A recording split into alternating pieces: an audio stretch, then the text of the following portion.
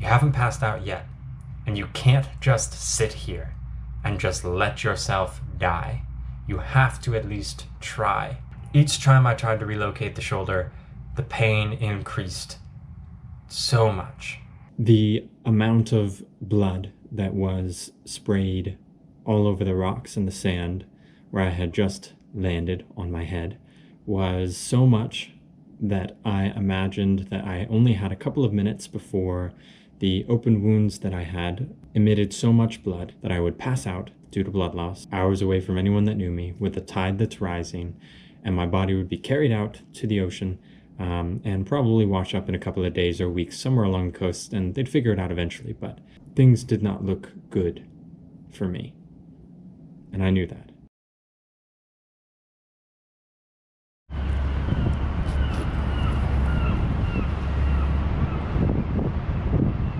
In November of 2015, I fell off a cliff, dislocated my shoulder, had a hole in my right hand, couldn't see out of one of my eyes, and had lacerations and abrasions from my neck down, as well as some very deep, wide, and pretty disgusting slices in my skull from impact with rocks on the beach and during my fall as well.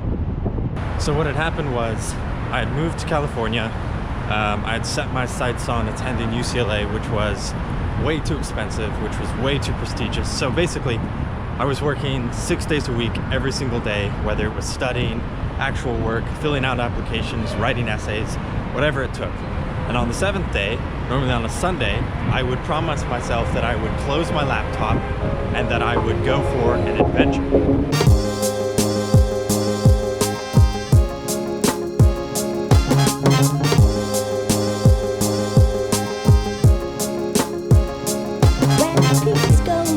Saturday night, sometime in November, I opened up my laptop, I opened up Google Maps, and I was scouring Northern California using Google Earth.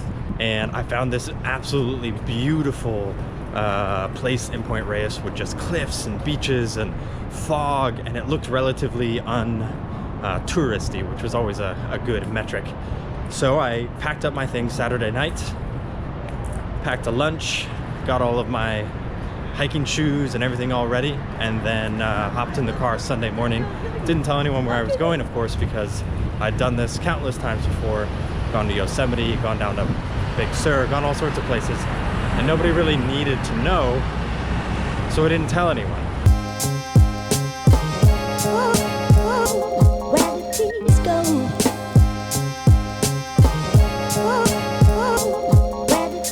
So I get out to Point Reyes. I start hiking. I hike for maybe 2-3 hours, just all by myself. Basically just me and a bunch of deer, because the weather was so cold and so bitter that there were no tourists out. There was maybe one other person out in the entire park that I ran into.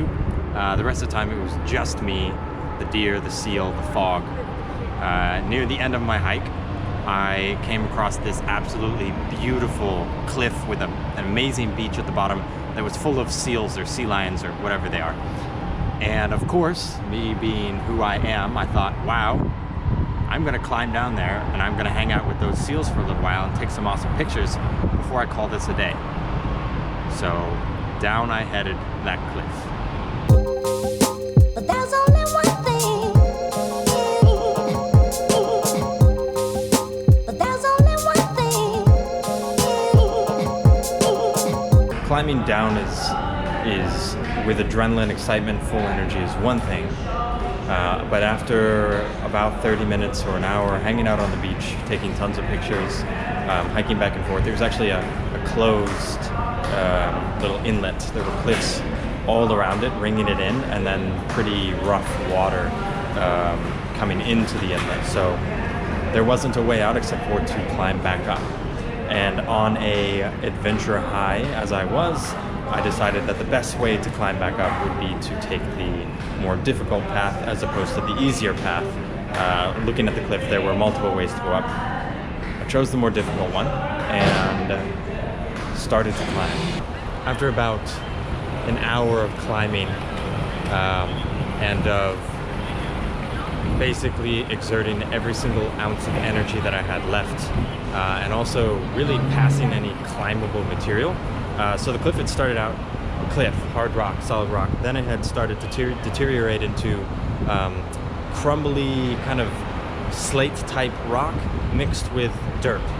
Then it was almost just dirt and occasionally a rock or two. And I was at the point of where I was finding small rocks to move loose with my fingers and then dig a little hole with my fingernails in order to have 1 or 2 or 3 finger holds in the side of this cliff.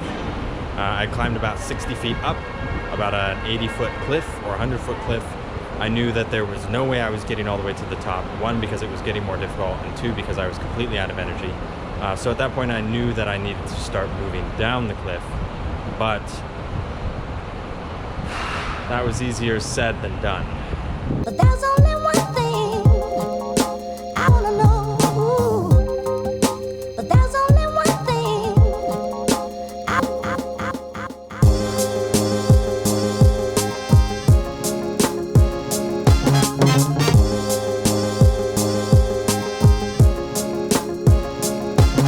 the peace go. At this point I was utterly exhausted. If you've ever climbed, then you know that you get this feeling where your muscles feel like liquid. They feel like jello, as if you cannot get a single more bit of strength or effort out of them. That's the point where I was at. Dehydrated, bleeding from the neck down from abrasions from having slid down the cliff 30 or 40 feet. Finally, I was about 20 feet off of the beach below, and I had reached a point where the cliff kind of inverted. There was a concave nature to the last 20 feet of the cliff, so there was no sliding / climbing down anymore. It was a 20-foot drop to the beach below. So I took a deep breath. I wrapped both my arms around a boulder to my side because I figured I'm about 6 feet tall. My arms are probably a foot or 2, maybe 2.5 feet long. So if I wrap my arms around this, then that makes it about a 12-foot or 13-foot fall instead of a 20-foot fall. So I wrapped my arms around the boulder. I took a deep breath. I released my hold from the side of the cliff and let all of my weight settle on that boulder that I was holding on to. And in that exact moment that my body weight transferred to the boulder in my arms, the entire chunk of rock came away from the cliff, detached like an egg coming out of an egg carton, and I began to fall.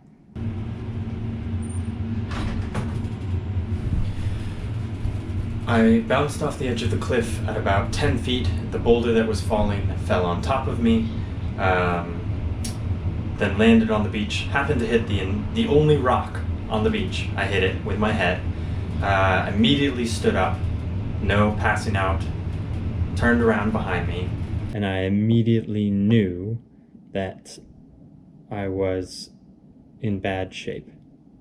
The amount of blood that was sprayed all over the rocks and the sand where I had just landed on my head was so much that I imagined that I only had a couple of minutes before the open wounds that I had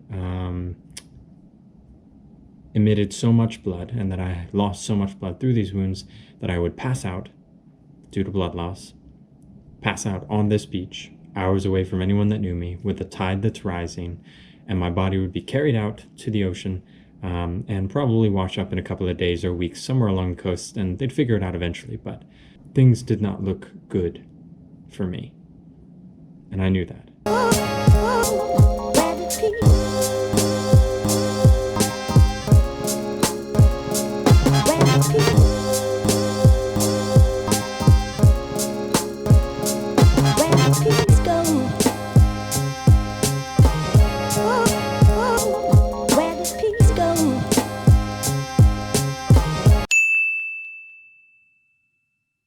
I remember walking forward a couple of steps to the edge of the water and then just sitting down in the surf as the water came washing over me and just waiting. because I knew that in a matter of seconds, minutes, I would lose enough blood that I would lose consciousness, and there was nothing I could do if I lost consciousness, and there was nothing I could do to stem the flow of blood. One, because I couldn't even see the lacerations in my skull, but then two, because with a dislocated shoulder, a hole in my hand, and no ability to see out of an eye, there wasn't much I could do. I sat in the water for 5 minutes maybe, before finally doing another self-analysis and realizing, hey, you haven't passed out yet, and you can't just sit here and just let yourself die. You have to at least try to do something. Survive, find help, get to safety, whatever you can do. I knew that I had to. I felt that I had to. So even while still convinced that I was going to die, I could not find it within myself to completely give up. So for the next hour, I paced back and forth on this stretch of sand, attempting to relocate my shoulder, attempting to scream for help, and attempting to get signal on my cell phone. Each time that I attempted to relocate my shoulder, by draping it over different rocks and applying pressure from different directions and using whatever articles of clothing I could use to have leverage, each time I tried to relocate the shoulder, the pain increased so much.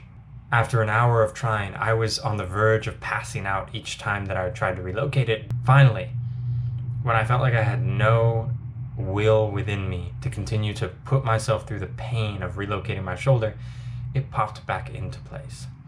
And with that relief, with that sensation of things being right again, at least in my shoulder, came a tiny little burst of hope.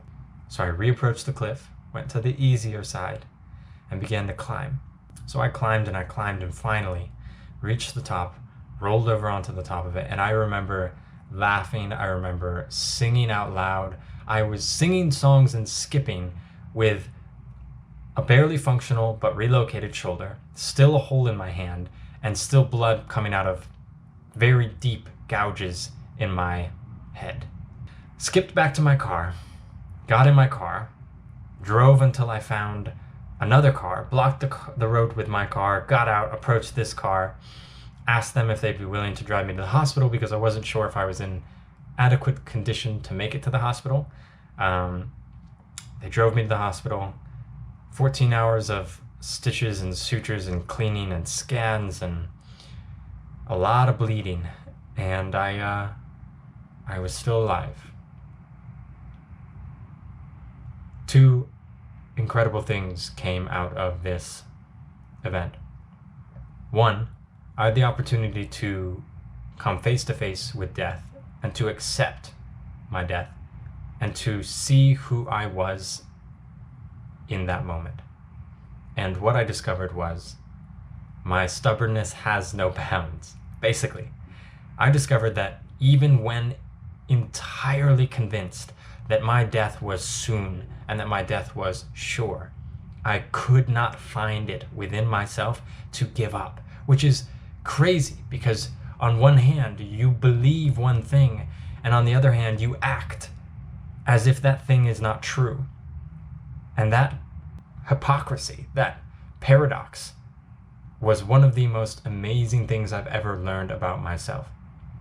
And one thing that I wish more people could understand about themselves, of course without having to undergo the same dangers that I did and the misfortunes. The second thing that I learned about life and about myself and death is how incredibly gifted we are in our ability to make like nothing even happened. I live most of my life, for the last couple of years since then, entirely carefree, in the sense that I don't even recognize how incredible it is that I am even still alive and that I'm even still functional. I have 2 arms, 2 legs, 2 eyes that work, mostly, except for these glasses. And the idea that I can live most of my life forgetting what took place on that beach and what could have taken place It's a very sobering thing to realize. So this has been story time. The time that I faced death and survived.